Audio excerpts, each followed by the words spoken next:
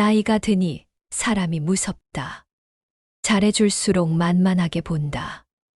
혹시 요즘 이런 생각 때문에 밤잠 설친 적 없으신가요? 평생 자식 뒷바라지하고 친구들 비위 맞추며 허리가 휘도록 살았는데 정작 돌아오는 건 고마움이 아니라 당연함이고 심지어는 무시일 때가 있습니다. 처음엔 내가 좋아서 웃어줬고 내가 여유가 있어 양보했고 모진 소리 하기 싫어 거절하지 않았던 것뿐인데 세상은 참 묘합니다. 그 선의를 먹고 자란 상대방은 어느새 나를 아무렇게나 대해도 되는 사람으로 규정해 버리니까요. 자식에게 이용당하는 기분이 들어 서글퍼지기도 하고 오랜 친구가 나를 가볍게 여기는 말 실수를 할 때마다 가슴 한구석이 무너져 내립니다. 도와줄수록 고마워하기는커녕 더 당당하게 요구하는 그 뻔뻔함 앞에서 우리는 묻게 됩니다. 내가 너무 착하게 살아서 문제인가? 하고 말이죠. 하지만 여러분, 꼭 기억하세요. 여러분이 착해서 당하는 게 아닙니다. 단지 관계를 맺는 행동 패턴에서 아주 작은 신호 하나를 놓쳤을 뿐입니다. 사람은 단 3번의 신호만으로 상대가 만만한지 아닌지를 판단합니다. 그 신호가 무엇인지, 그리고 어떻게 하면 싸우지 않고도 내 품격을 지키며 상대의 태도를 단번에 바꿀 수 있는지, 오늘 그 비결을 다 공개하겠습니다. 잠시 멈춰서서 인생의 참된 가치를 고민해 보는 시간. 여기는 지혜담입니다. 남은 인생을 타인의 눈치가 아닌 당당한 자존감으로 채우고 싶은 분들이라면 지금 바로 구독과 좋아요를 눌러주세요. 여러분의 이 작은 선택이 앞으로의 관계를 존중으로 바꾸는 시작점이 될 것입니다. 자, 이제 본론으로 들어가 볼까요? 관계에서 존중은 성격이 아니라 구조에서 나옵니다. 내가 얼마나 선한 사람인지 백날 설명해봐야 소용없습니다. 내 태도가 바뀌어야 관계의 구조가 뒤집힙니다. 이제부터 우리는 착함을 줄이는 게 아니라 내 소중한 친절을 지키기 위해 경계를 세우는 법을 배울 겁니다. 무시당하지 않으면서도 어른스럽게 그리고 우아하게 나를 지키는 5가지 법칙입니다. 첫 번째 법칙은 설명이 길어질수록 관계는 협상이 된다는 사실입니다. 우리가 거절할 때를 떠올려 보세요. 미안해. 내가 사실은 이래저래 해서 이번엔 좀 어렵고라며 구구절절 사정을 늘어놓지 않으셨나요? 상대방은 그 긴 설명을 듣는 순간 당신의 거절을 거절로 듣지 않고 설득할 여지가 있는 틈으로 봅니다. 어른의 거절은 짧고 명확해야 합니다. 안타깝지만 이번엔 어렵겠네. 이 한마디면 충분합니다. 이유를 묻는다면 개인적인 사정이 있어라고만 하세요. 말이 길어지면 주도권을 뺏기지만 말이 짧으면 상대는 당신의 결정을 존중할 수밖에 없습니다.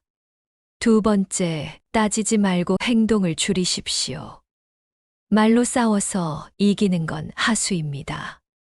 나를 무시하는 사람에게 내가 어떻게 나한테 이럴 수 있느냐라고 따져 묻는 순간 당신은 상대방과 같은 수준으로 내려가게 됩니다.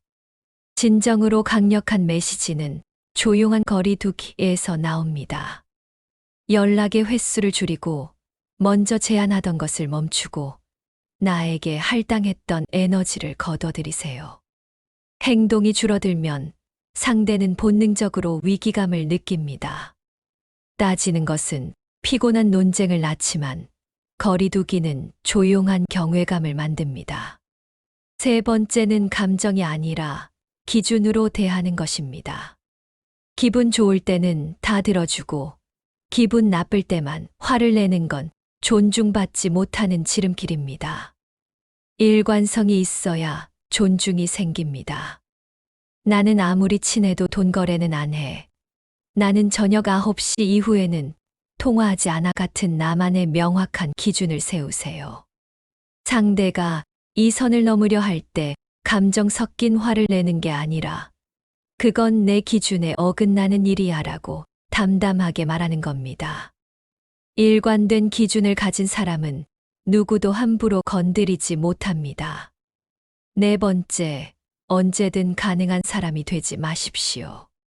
부르면 자다가도 나가고 부탁하면 내일 제쳐두고 달려가는 당신. 미안하지만 세상은 그런 당신을 고마운 사람이 아니라 언제든 꺼내 쓸 수 있는 도구로 여깁니다. 내 삶의 중심이 확고할 때 비로소 내 존재가 귀해집니다. 가끔은 바쁘다고 말하세요. 가끔은 나만의 시간을 위해 제안을 거절하세요. 당신이 당신의 시간을 소중히 여겨야 남들도 당신의 시간을 함부로 빼앗지 않습니다. 마지막 다섯 번째, 절대로 먼저 나서지 마십시오. 시니어들이 가장 많이 하는 실수 중 하나가 바로 오지랖입니다. 상대가 요청하지도 않았는데 미리 걱정해서 도와주고 조언하고 챙겨주는 것. 슬프게도 부탁받지 않은 친절은 금방 잊히거나 간섭으로 치부됩니다. 오직 부탁받은 친절만이 진정한 가치를 발휘하고 기억에 남습니다. 침묵하며 기다리세요. 당신의 지혜와 손길이 간절히 필요할 때까지 기다렸다가 매미는 손이야말로 진정한 어른의 품격입니다. 결국 이 모든 행동의 핵심은 하나입니다. 내가 나를 어떻게 대하느냐가 세상이 나를 대하는 기준이 된다는 것. 이제 더 이상 착한 사람이라는 프레임에 갇혀 상처받지 마세요. 당신의 친절은 너무나 귀한 것이기에 아무에게나 함부로 내어주어서는 안 됩니다. 오늘부터 이 5가지를 실천하며 눈치가 아닌 자존감으로 가득 찬 인생 후반전을 사시길 응원합니다. 당신은 충분히 존중받을 가치가 있는 분입니다. 여러분, 누군가의 부탁을 거절할 때 마음이 어떠신가요?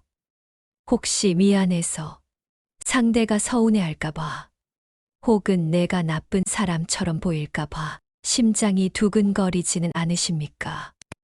그래서 우리는 거절할 때 나도 모르게 말이 길어집니다.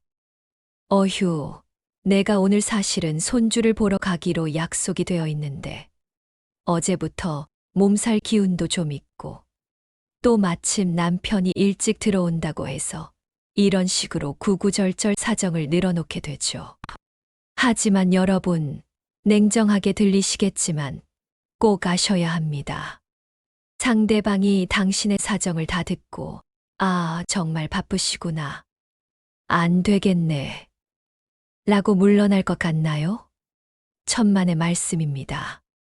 무례한 사람일수록 혹은 당신을 만만하게 보는 사람일수록 당신의 그 긴 설명을 거절의 이유가 아니라 반박해서 깨뜨려야 할 장애물로 생각합니다. 손주 잠깐 봐주는 건데 뭐 어때? 몸살 기운 있으면 따뜻한 거 마시면서 같이 있으면 되지라며 당신의 사정을 평가절하하고 어떻게든 자기 뜻대로 끌고 가려 합니다. 결국 설명이 길어지면 거절은 온데간데 없고 상대방과 나의 사정을 놓고 협상을 벌이는 꼴이 됩니다. 내 삶의 주권이 상대방의 논리에 휘둘리게 되는 것이죠. 품격 있는 어른의 거절은 마침표가 확실해야 합니다. 이유를 장황하게 설명하지 마세요. 정말 미안하지만 이번에는 어렵겠네. 이 한마디면 충분합니다. 상대가 왜? 무슨 일 있어? 라고 물어봐도 당황하지 마세요. 그저 빙긋이 웃으며 개인적인 사정이 좀 생겼어. 다음에 기회 되면 보자. 라고 짧게 갈무리하십시오. 이것은 상대를 무시하는 게 아닙니다. 내 결정에 대해 구걸하지 않는 태도입니다. 내가 내린 결정이 타당하다는 것을 상대에게 증명받으려 애쓰지 마세요. 여러분의 시간과 에너지는 오로지 여러분의 것입니다. 누구에게 허락받을 성질의 것이 아니라는 뜻입니다. 거절의 말이 짧을수록 상대는 당신의 결정을 무겁게 받아들입니다. 아, 이 사람은 자기 기준이 확실하구나. 함부로 흔들 수 없겠구나. 라는 인상을 심어주게 되죠. 특히 자식과의 관계에서도 마찬가지입니다. 자식들이 무언가 부탁할 때 안 된다고 하면서도 미안한 마음에 긴 설명을 덧붙이면 자식들은 부모를 도와줘야 할 대상이 아니라 설득하면 넘어오는 자원으로 여기기 쉽습니다. 사랑하는 자식일수록, 소중한 친구일수록 거절은 명확하고 담백해야 합니다. 그래야 그 관계가 건강하게 유지됩니다. 여러분, 거절한 뒤에 찾아오는 그 짧은 어색함을 견뎌내십시오. 그 어색함은 여러분의 자존감을 지키기 위한 최소한의 비용입니다. 긴 설명으로 그 어색함을 지우려 하지 마세요. 침묵은 때로 100마디 말보다 강한 힘을 가집니다. 여러분이 단호하게 하지만 부드럽게 입을 닫을 때 상대방은 비로소 여러분을 어른으로 대접하기 시작할 것입니다. 자, 이제 첫 번째 매듭을 풀었습니다. 어떠신가요? 조금은 마음이 단단해지는 기분이 드시나요? 이제 다음 페이지에서는 두 번째 법칙, 따지지 말고 행동을 줄여라라는 내용으로 더 깊은 지혜를 나눠보겠습니다. 말싸움보다 무서운 조용한 거리두기의 기술, 궁금하시죠? 바로 따지지 말고 행동을 줄여라라는 원칙입니다. 우리 시니어분들이 관계에서 상처를 입으면 가장 먼저 하시는 행동이 무엇인가요? 보통은 서운함을 토로하십니다. 내가 너한테 어떻게 했는데, 내가 나한테 이럴 수 있니? 라며 상대의 잘못을 조목조목 따지고 들지요. 하지만 여러분, 이것만은 꼭 기억하셔야 합니다. 나를 만만하게 보고 무례하게 구는 사람에게 말로 따지는 것은 불이 난 곳에 부채질하는 것과 다를 바 없습니다. 상대방이 당신을 무시했다는 건 이미 당신의 말을 귀담아 들을 준비가 안 되어 있다는 뜻입니다. 그런 사람에게 백날 논리적으로 따져봐야 돌아오는 건 별것도 아닌데 예민하게 구신다. 나이 들더니 성격 변했다 같은 더 큰 상처뿐입니다. 말로 상대를 가르치려 하지 마세요. 사람은 말로 변하지 않습니다. 상황의 변화를 몸소 느끼게 해야 합니다. 그 가장 강력한 방법이 바로 조용한 거리두기입니다. 평소라면 먼저 연락해서 밥은 먹었니? 챙겼을 전화를 멈추십시오. 단체 대화방에서 내가 먼저 분위기를 띄우려 애쓰던 노력을 거두십시오. 늘 당연하게 베풀던 친절과 에너지를 오로지 나 자신에게로 돌리는 겁니다. 상대가 무례하게 굴었을 때 화를 내는 대신 조용히 당신의 존재감을 그 사람의 일상에서 지워나가는 것입니다. 이것은 유치한 기싸움이 아닙니다. 내 친절의 가치를 상대가 다시 깨닫게 만드는 가장 세련된 경고입니다. 여러분, 사람의 심리는 참 묘합니다. 곁에 있을 때는 소중한 줄 모르다가 늘 당연했던 온기가 사라지면 그제야 허전함을 느끼고 상대를 돌아보게 됩니다. 따지는 것은 상대를 방어적으로 만들지만 조용한 거리는 상대를 성찰하게 만듭니다. 만약 거리두기를 했는데도 상대가 아무런 변화가 없다면, 그렇다면 그 관계는 거기까지인 겁니다. 억지로 붙잡고 화내며 유지할 가치가 없는 인연이라는 걸 확인한 것만으로도 여러분에겐 이득입니다. 특히 자식이나 오래된 친구 사이일수록 이 조용한 거리두기는 마법 같은 힘을 발휘합니다. 내가 먼저 다가가지 않아도 세상은 돌아가고 오히려 내가 보이지 않을 때 상대는 나의 빈자리를 통해 나의 소중함을 배웁니다. 이것이 바로 싸우지 않고 이기는 어른의 방식입니다. 큰 소리 내지 마세요. 얼굴 붉히지 마세요. 그저 조용히, 우아하게 당신의 보폭을 조절하십시오. 여러분의 에너지는 한정되어 있습니다. 그 귀한 에너지를 나를 존중하지 않는 사람과 싸우는데 쓰지 마십시오. 대신 그 에너지를 나를 위해 쓰세요. 내가 즐거운 일, 내가 행복한 시간에 집중하다 보면 당신의 분위기 자체가 달라집니다. 누군가에게 매달리는 사람이 아니라 스스로 빛나는 사람 곁에는 함부로 할 수 없는 아우라가 생기기 마련입니다. 자, 이제 거리두기를 통해 나만의 공간을 확보했다면 그 공간을 무엇으로 채워야 할까요? 감정이 아니라 기준으로 대하라는 이야기로 이어가 보려 합니다. 기분에 따라 흔들리는 어른이 아니라 바위처럼 단단한 기준을 가진 어른이 되는 법. 지금부터 함께 알아보겠습니다. 우리가 관계에서 흔히 저지르는 가장 큰 실수 중 하나가 무엇인지 아십니까? 바로 내 기분에 따라 혹은 상대의 반응에 따라 내 태도가 춤을 춘다는 것입니다. 기분이 좋을 때는 간이라도 빼줄 듯이 다 들어주다가 정작 내가 힘들거나 화가 날 때만 갑자기 화를 내며 벽을 칩니다. 그러면 상대방은 어떻게 생각할까요? 아, 우리 어머니가 혹은 내 친구가 오늘은 기분이 좀 안 좋구나 하고 치부해 버립니다. 당신의 진심 어린 경고를 그저 일시적인 짜증으로 오해하게 만드는 것이죠. 품격 있는 어른의 존중은 바로 이 일관성에서 나옵니다. 감정은 파도와 같아서 믿을 것이 못 되지만 기준은 바위와 같아서 흔들리지 않습니다. 여러분만의 명확한 관계의 가이드라인을 만드셔야 합니다. 예를 들어볼까요? 나는 예의 없는 농담을 하는 사람과는 길게 대화하지 않는다. 나는 밤 9시가 넘으면 급한 일이 아니면 전화를 받지 않는다. 나는 아무리 가까운 사이라도 돈을 빌려주거나 보증을 서지 않는다 같은 것들 말입니다. 이런 기준이 세워져 있으면 상대가 선을 넘으려 할 때 감정적으로 대응할 필요가 전혀 없습니다. 화를 낼 이유도 상처받을 이유도 없죠. 그저 담담하게 말하면 됩니다. 미안하지만 그건 내 기준에 어긋나는 일이야.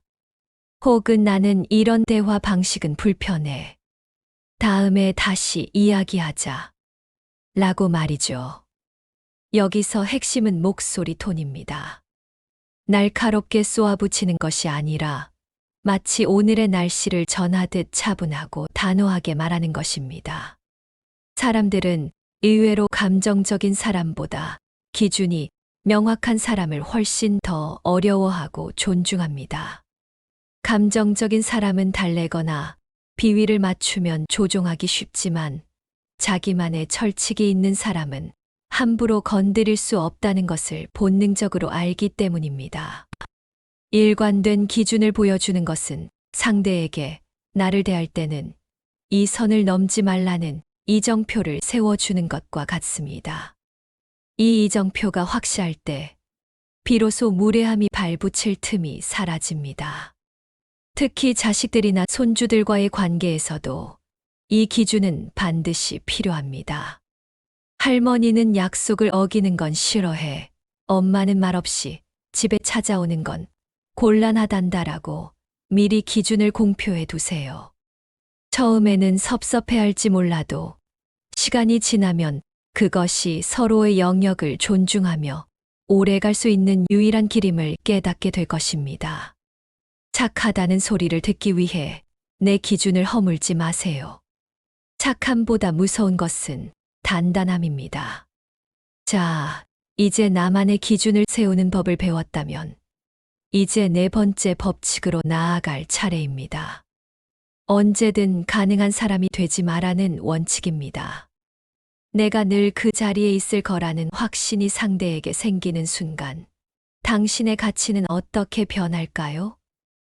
내 삶의 무게중심을 지키며 나의 가치를 스스로 높이는 방법 계속해서 전해드리겠습니다.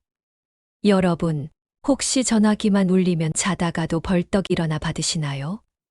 친구가 갑자기 나 지금 내 집 근처인데 나올래? 하면 하던 일을 제쳐두고 달려나가지는 않으십니까? 자녀가 엄마, 오늘 애 좀 봐줄 수 있어 라고 물을 때 이미 잡아둔 내 약속을 취소하면서까지 그래, 알았다라고 답하진 않으셨나요? 친절하고 배려 깊은 행동이라 생각하시겠지만 사실 이것은 상대방에게 아주 위험한 신호를 보내는 일입니다. 바로 내 인생에는 나보다 당신이 더 우선순위입니다라는 신호 말입니다. 내가 나를 2순위로 두는데 어느 누가 나를 1순위로 대접해 주겠습니까? 언제든 불러낼 수 있고 언제든 부탁을 들어주는 사람은 고마운 존재를 넘어 어느새 당연한 소모품처럼 여겨지기 마련입니다. 슬픈 일이지만 이것이 인간관계의 냉정한 속성입니다. 귀한 것은 흔하지 않은 법입니다. 다이아몬드가 왜 귀할까요? 예뻐서이기도 하지만 아무 데나 굴러다니지 않기 때문입니다. 여러분의 시간과 존재도 마찬가지입니다. 항상 그 자리에 준비된 대기조처럼 살지 마십시오. 때로는 바쁘다고 말하고 때로는 나만의 계획이 있다고 정중히 거절하십시오. 설령 그 계획이 그저 집에서 조용히 책을 읽거나 차를 마시는 사소한 일일지라도 그것은 여러분의 소중한 일과입니다. 내 삶이 단단하게 서 있을 때 비로소 내 존재가 귀해집니다. 내가 나만의 시간과 취향, 그리고 일정을 소중히 여기기 시작하면 주변 사람들도 당신의 시간을 함부로 여기지 못합니다. 우리 어머니는 바쁘신 분이야. 그 친구는 자기 관리가 철저해라는 인식이 생겨야만 당신이 내어주는 한 번의 시간이 진정한 가치를 발휘하게 되는 것입니다. 누군가를 위해 내 삶을 비워두지 마세요. 내 삶을 나로 꽉 채우십시오. 그 밀도 있는 삶이 당신을 범접할 수 없는 품격으로 감싸줄 것입니다. 자, 이제 마지막 먼저 나서지 말라는 이야기로 넘어가겠습니다. 사실 이 부분이 우리 시니어분들이 가장 실천하기 힘들어하면서도 관계의 상처를 줄이는 데 가장 결정적인 역할을 하는 부분입니다. 왜 친절을 베풀고도 욕을 먹는지, 왜 내 진심이 간섭으로 오해받는지, 그 비밀을 마지막 페이지에서 아주 솔직하게 풀어보겠습니다. 우리 시니어분들은 살아온 세월만큼 아는 것도 많고 걱정도 많으시지요. 그래서 자식이나 친구, 주변 이웃의 힘든 사정을 보면 가만히 있지를 못합니다. 내가 해봐서 아는데 말이야. 그건 그렇게 하면 안 되라며 먼저 손을 내밀고 미리 해결책을 제시하곤 합니다. 하지만 여러분, 꼭 기억하셔야 합니다. 부탁받지 않은 친절은 상대에게 지혜가 아니라 간섭으로 전달될 때가 훨씬 많습니다. 인간은 누구나 스스로 문제를 해결하며 존재감을 확인하고 싶어 합니다. 상대가 도움을 청하기도 전에 여러분이 먼저 나서서 문제를 해결해 버리면 상대는 고마움을 느끼기보다 자신의 무능함을 확인받는 기분을 느끼게 됩니다. 결국 여러분의 선의는 무시당하고 관계는 묘하게 뒤틀리게 되죠. 오직 상대가 간절히 고개를 숙여 부탁해올 때, 그때 내미는 손이야말로 진정한 어른의 자비이자 지혜입니다. 침묵하며 기다리는 법을 배우십시오. 그것이 상대를 존중하는 가장 깊은 방식이자 동시에 나 자신의 가치를 지키는 길입니다. 결국 오늘 우리가 나눈 5가지 이야기의 핵심은 이것입니다. 존중은 성격에서 나오는 것이 아니라 구조에서 나온다. 내가 아무리 착한 성격을 가졌어도 관계의 구조를 잘못 설계하면 무시당할 수밖에 없습니다. 반대로 내가 조금은 까칠해 보여도 명확한 경계와 기준을 가지고 있다면 누구도 나를 함부로 대하지 못합니다. 착함을 포기하라는 뜻이 아닙니다. 여러분의 그 고귀한 친절이 무례한 사람들에게 짓밟히지 않도록 단단한 울타리를 치라는 뜻입니다. 인생의 후반전, 이제는 누군가의 눈치를 보며 마음을 졸이는 삶에서 벗어나십시오. 자식에게 헌신하느라 나를 잃어버리지 말고 친구에게 좋은 사람으로 남으려 내 속을 태우지 마십시오. 오늘 배운 품격 있는 경계 세우기를 하나씩 실천하다 보면 여러분 주변에는 진심으로 여러분을 존경하고 아끼는 사람들만 남게 될 것입니다. 남은 생을 타인의 평가가 아닌 나 자신의 자존감으로 당당하게 살아가시길 지혜담이 온 마음을 다해 응원하겠습니다. 오늘 전해드린 지혜가 여러분의 마음속에 작은 울림이 되었다면 좋겠습니다. 혹시 주변의 관계 때문에 힘들어하는 친구나 지인이 있다면 이 영상을 꼭 공유해 주세요. 그분들에게도 큰 위로와 해답이 될 것입니다. 가시는 길에 아직 구독과 좋아요를 누르지 않으셨다면 잊지 말고 꼭 눌러주시고요. 여러분의 따뜻한 댓글 한 줄은 다음 지혜를 준비하는 저에게 큰 등불이 됩니다. 긴 시간 함께 해주셔서 감사합니다. 여러분은 그 자체로 충분히 귀하고 아름다운 분들입니다. 다음 시간에 더 깊고 단단한 인생의 지혜로 다시 찾아뵙겠습니다. 지금까지 지혜담이었습니다.